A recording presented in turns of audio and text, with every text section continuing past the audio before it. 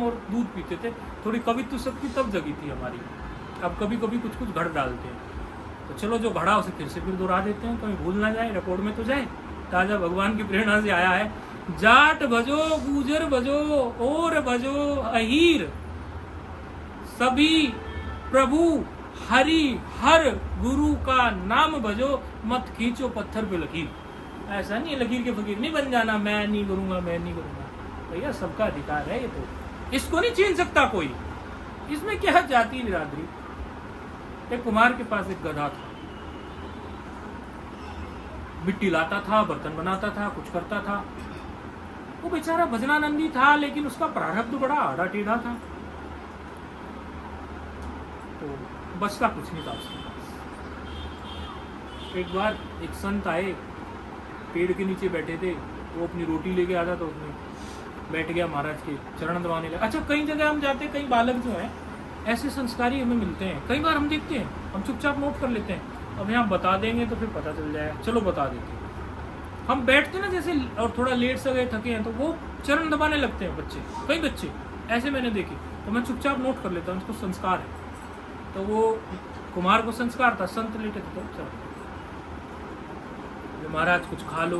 बोले बेटा तू अपने लिए लाया होगा रोटी, 2 रोटी होगी तेरे पास, अपन को मुझे खिला देगा। बोले नहीं गुरुजी, एक मेरी एक आपकी। ठीक है तेरा प्रेम है, खिला दे, खा ले। बोले अब तू ये बता, तू मुझे दुखी लगता है, तेरा दुख क्या है?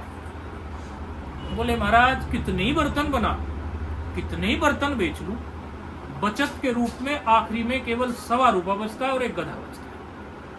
तो 1.25 रुपये में मेरा कहाँ गुजारा होगा? एक गधा बचा, एक 1.25 रुपया, गधा तो मिट्टी के लिए रखना है, 1.25 रुपये ऐसे रखना, मेरा गुजारा कैसे होगा? ये दुख है तेरे सामने। बोले तो ठीक है तुझे युक्ति देता हूँ, जब गुरु मिल गई तो युक्ति भी मिल गई। अरे जिसके जीवन में गुरु आ गए उसके जीवन में बचा क्या फिर? कहीं भी फंसो, बोले मेरे गुरुजी मेरे साथ है, निकालेंगे किसी ना किसी तरीके से, कोई ऐसी युक्ति दे देंगे, कोई ऐसी तरकीब दे देंगे, जिसके सिर पे किसी का हाथ है, उस व्यक्ति को भला कौन परेशान कर सकता है? गुरुजी का हाथ है, बोले अब तो गुरुजी के पास आ गया ना, ठीक है युक्ति हम देते हैं। बोले क्या तेरे पास 1.25 रुपया गधा तो बचता है ना? बोले हाँ बचता है।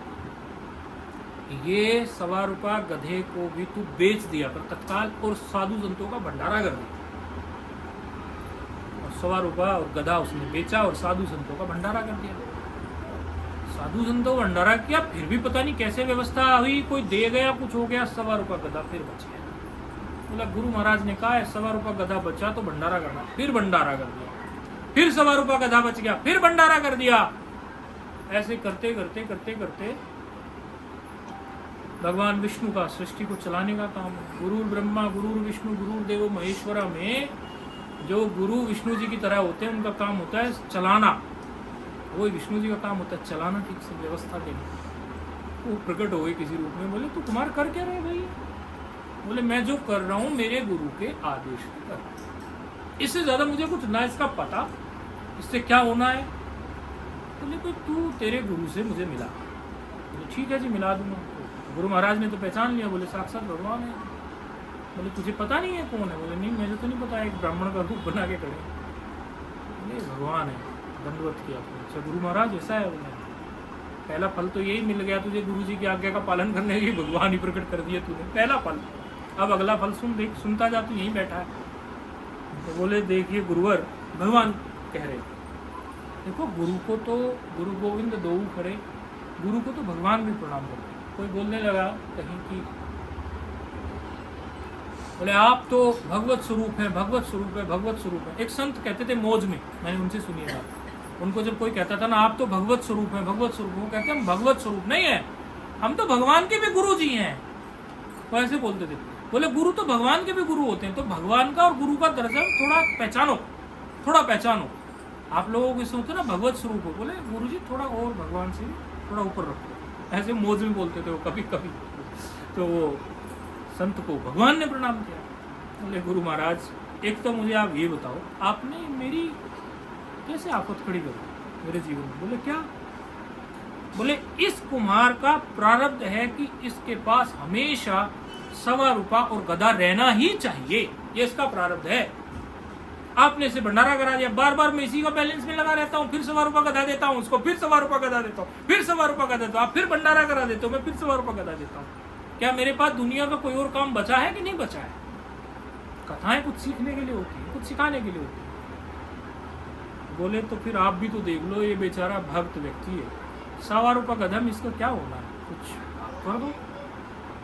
कथा कहती है कि भगवान ने उसको खूब व्यवस्था दी। अब ये कथा मैंने सुनी हुई थी संतों से बचपन से, तो 0 हुआ था, 3 ही दिन के अंदर सारा खेल हो गया। तो ये थी 100 रुपये और गधे की कथा। 100 रुपये और गधा के रूप में हमारे पास वो 2200-2500 रुपये थे। एक बोरी सी या थोड़ा झोला 4-5-10 किलो का वो लाल किला बासमती चावल का था, ये था हमारे पास। 100 रुपये गधा नहीं तो इस रूप में कुछ था, हमने वो दे दिया। हमने वो कथा को अपने जीवन में उतारा कि परमात्मा सबके लिए, सबका प्रारब्ध कुछ ना कुछ करता है। मुझे नहीं पता था मेरे पास किसी का फोन आएगा, मुझे ये भी नहीं पता था कि इस फोन में इतना बैलेंस है कि किसी का फोन आ सकता है। कि मैं यूज ही नहीं कर रहा था, उसको रखा रहता था और वो बैटरी भी उसकी ड्रेन नहीं होती थी, ऐसी माहौल थी। तो जीवन में गुरुजन जो हमें कुछ कुंजी दे देते हैं, कुछ बात बता देते हैं। अभी आपने जो इतनी देर में इतनी सारी बातें सुनी, पिछले कुछ मिनटों से, घंटे से सत्संग चल रहा है, अब ये आपके अंदर हमने संस्कार डाल दिए।